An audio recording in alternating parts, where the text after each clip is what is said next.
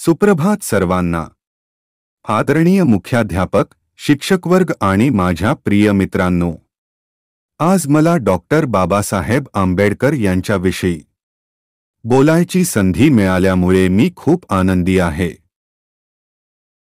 26 जानेवारी हा दिवस आपल्या देशाच्या इतिहासातील एक सोनेरी पर्व आहे.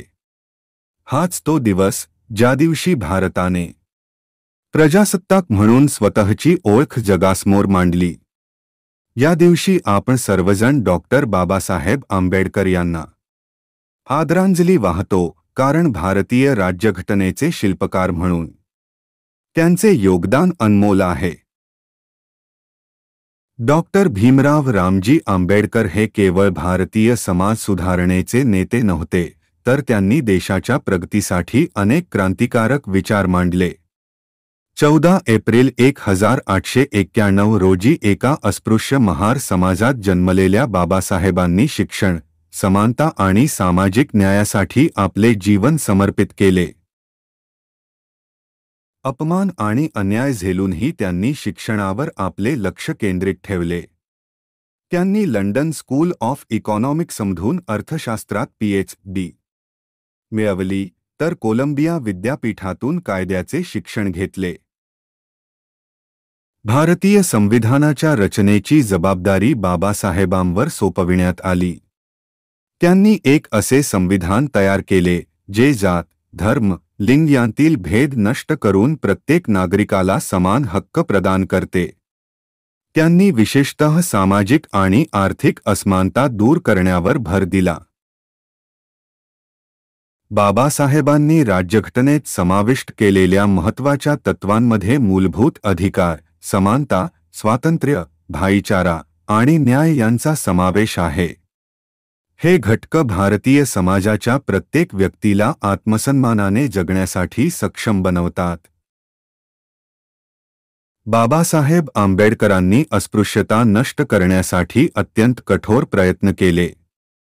त्यांनी महाड सत्याग्रह, चवदार तळे आंदोलन आणि नाशिकचा काळाराम मंदिर प्रवेश आंदोलन यांच्या माध्यमातून समाजातील अस्पृश्यतेच्या शृंखला तोडल्या. ते नेहमी म्हणत, शिका, संघटित व्हा आणि संघर्ष करा. शिक्षण हे समाजाच्या प्रगतीचे साधन आहे, यावर त्यांचा ठाम विश्वास होता. त्यांनी दलित आणि मागासवर्गीयांसाठी शैक्षणिक, सामाजिक आणि आर्थिक अधिकारांची मागणी केली. डॉक्टर बाबासाहेब आंबेडकर हे फक्त एका जातीचे किंवा समाजाचे नेते नव्हते, तर ते अखिल भारतीय समाजाचे प्रेरणास्त्रोत आहेत. त्यांनी मानवी हक्क, लोकशाही मूल्ये आणि समानतेचा मंत्र दिला. त्यांच्या कार्याचा परिणाम आजही दिसून येतो, जिथे भारतातील संविधान हे सर्व नागरिकांच्या न्यायासाठी आणि प्रगतीसाठी आधारस्तंभ म्हणून उभे आहे. 26 जानेवारीच्या निमित्ताने आपण सर्वांनी बाबासाहेबांच्या शिकवणुकींचा आदर करून समानतेच्या दिशेने कार्य करण्याचा निश्चय करायला हवा.